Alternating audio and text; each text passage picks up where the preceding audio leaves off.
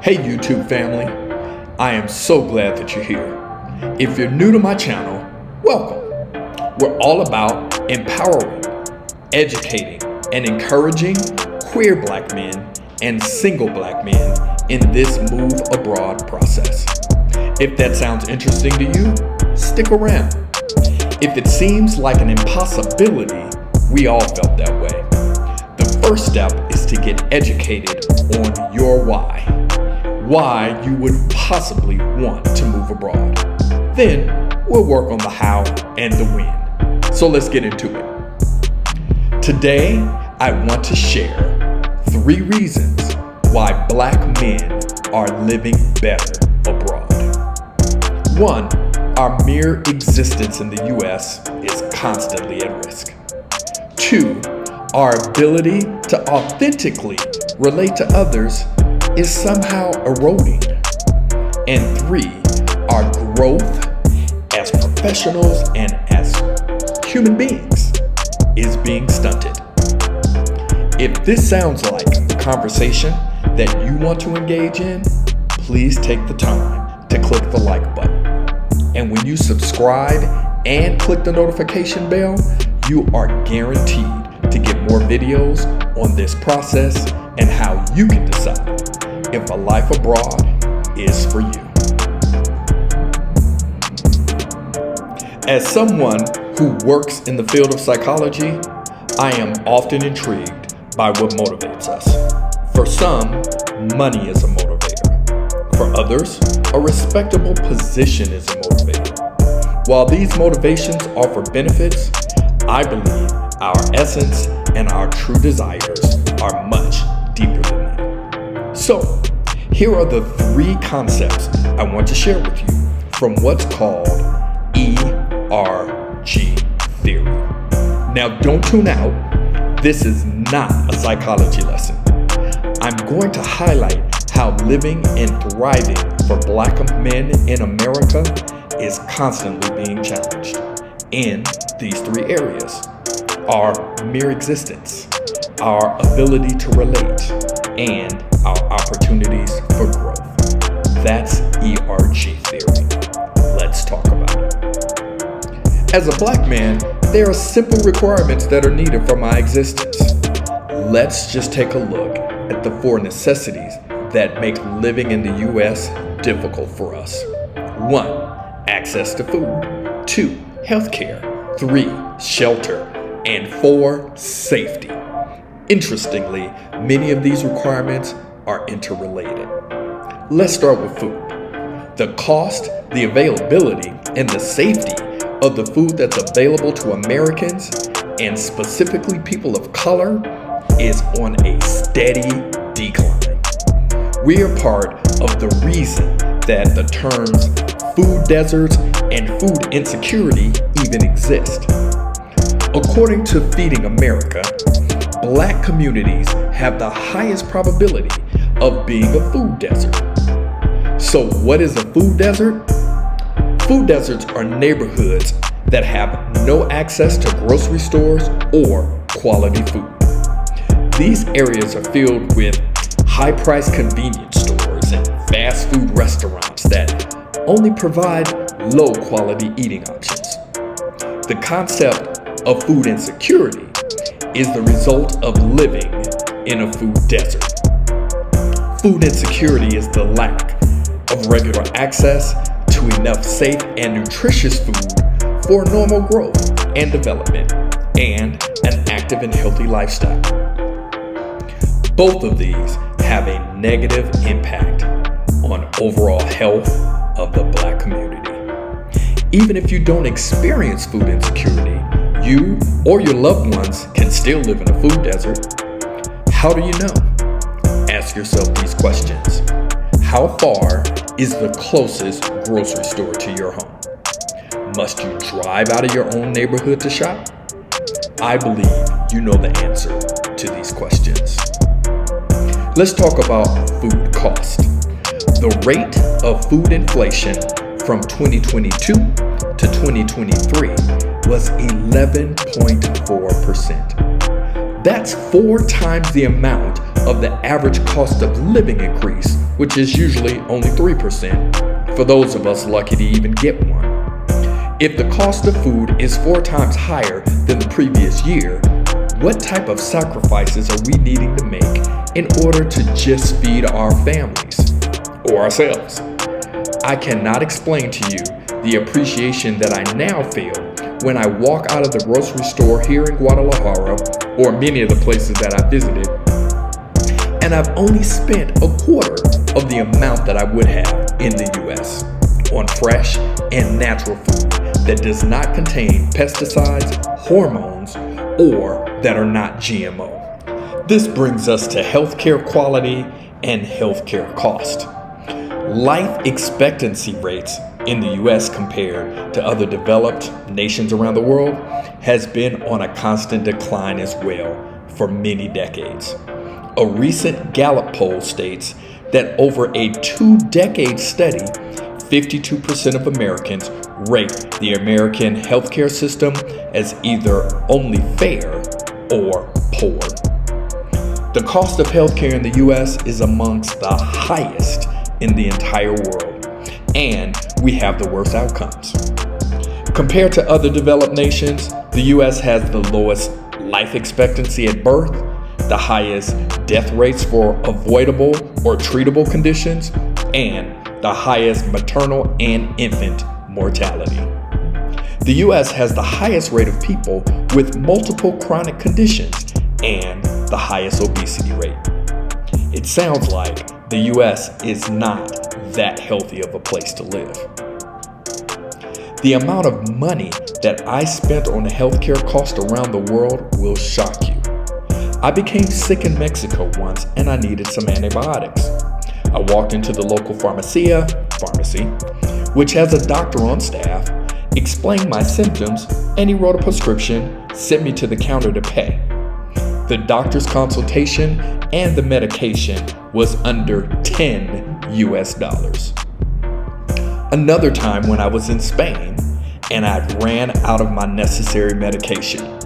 Point, never pack your medication in a checked bag. I walked into a pharmacy, showed my US prescription, and I explained my situation. Not only did they provide me the medication I needed, they didn't even charge me for it. When I broke my arm in Lisbon, Portugal, my doctor's visits, x-rays, and medication cost me $172 US. How would you like to live in a country where you can not only pay for some of your medical expenses out of pocket, but you will not go into debt doing so? Let's talk about shelter. Home prices have skyrocketed over the last few years.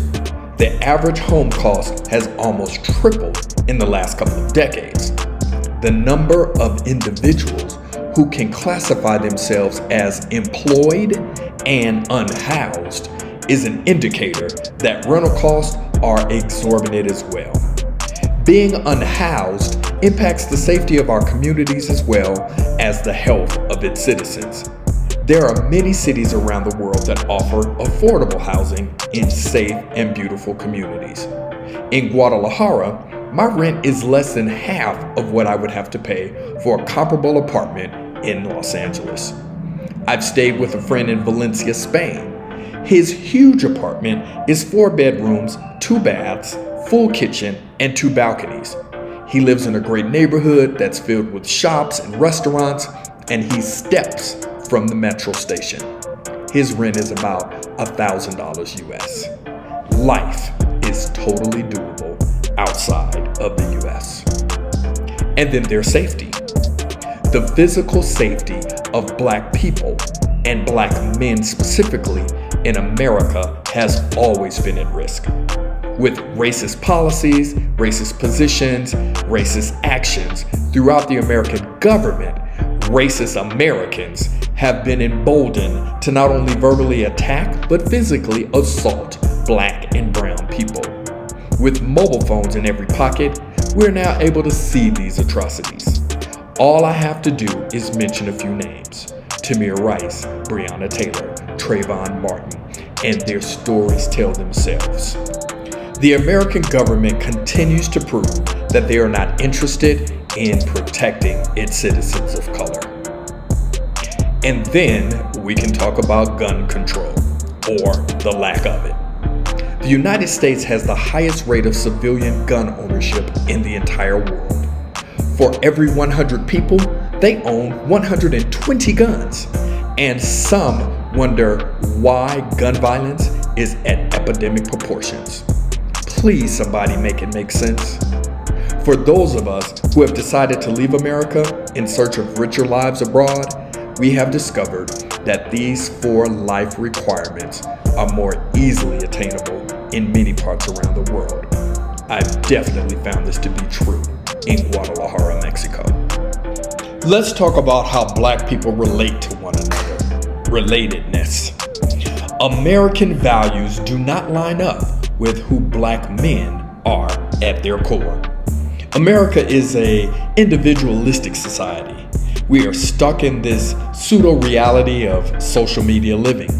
Receiving likes and online attention is rated higher than actual real-life interactions. The individual rights of too many Americans are more important than the rest of society, hence our lack of gun control. Americans are conditioned to describe themselves in individualistic terms. I am a doctor. I am a professor.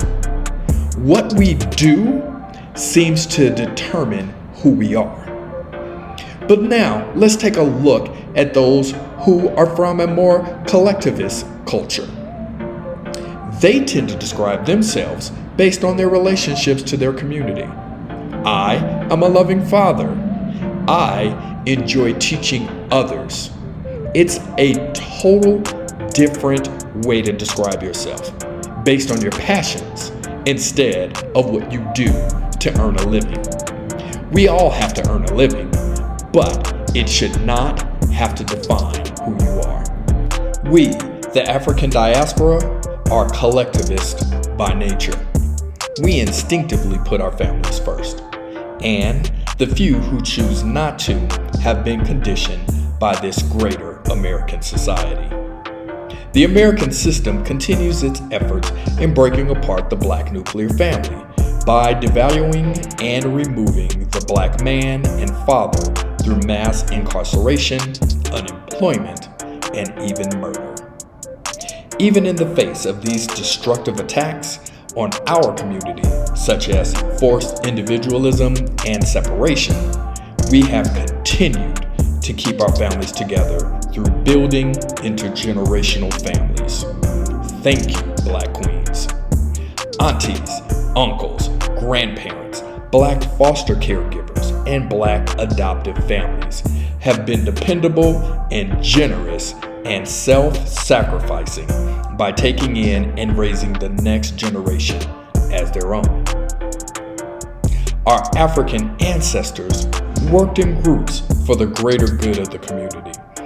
This is in our DNA. We must understand that we were taught and indoctrinated to be individualistic in this country. We are fed messages that ultimately contribute to a negative self-image. You don't need anybody else. You are so unique and more special than other people. You can do it all by yourself. Now there is encouragement and support. Then there is the separatist behavior given to us to make it easier to divide and conquer us. It goes all the way back to those few Africans who were convinced by the colonizers to sell out other Africans.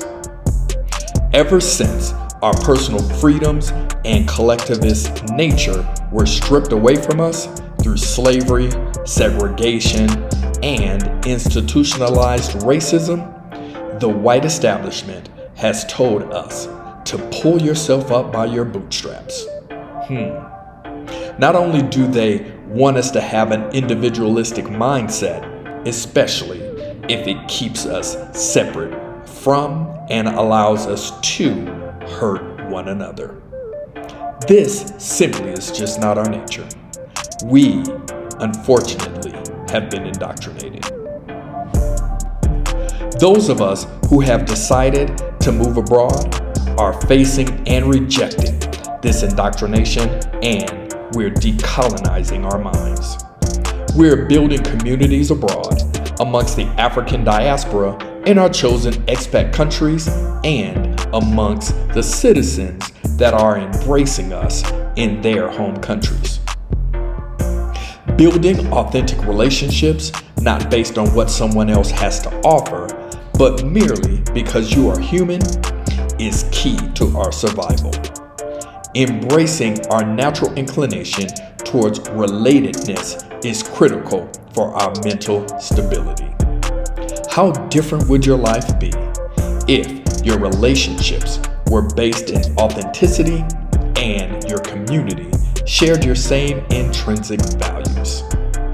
Food for thought. Let's talk about growth, both professionally and personally. What if you could live in a place where you could grow professionally without climbing the corporate ladder? If your professional success could be intrinsic and not based on quote-unquote beating out the competition, would you rather earn $150,000 a year, have high stress, live in an extremely expensive city, only have the weekends to handle all of your personal business, see family and friends, and can only vacation 1, maybe 2 weeks a year, and possibly be on call during vacation? Or would you rather work remotely in a very affordable and tranquil city, earning maybe $50,000 a year, where you don't have to take work home or be on call? You can travel and experience culture on the weekends and live a healthier lifestyle. Is the rat race really worth all of it? Only you can answer those questions. Do you desire to have mental space for some personal and professional development? Would you like more creativity in your life? Have you wanted to learn a new skill, like painting or a new language, just because you wanted to? Would you like to use the skills you already possess to better the community instead of the organization's bottom line? Have you wanted to start a business or even a different career? What if you had the time and mental space to work on your self-esteem by not having to compare yourself to others? You can exercise, you can journal, or you can engage in some other self-improvement tasks. Do you need a confidence boost? Could moving abroad help in that area by providing you with a sense of personal achievement that you've never experienced before?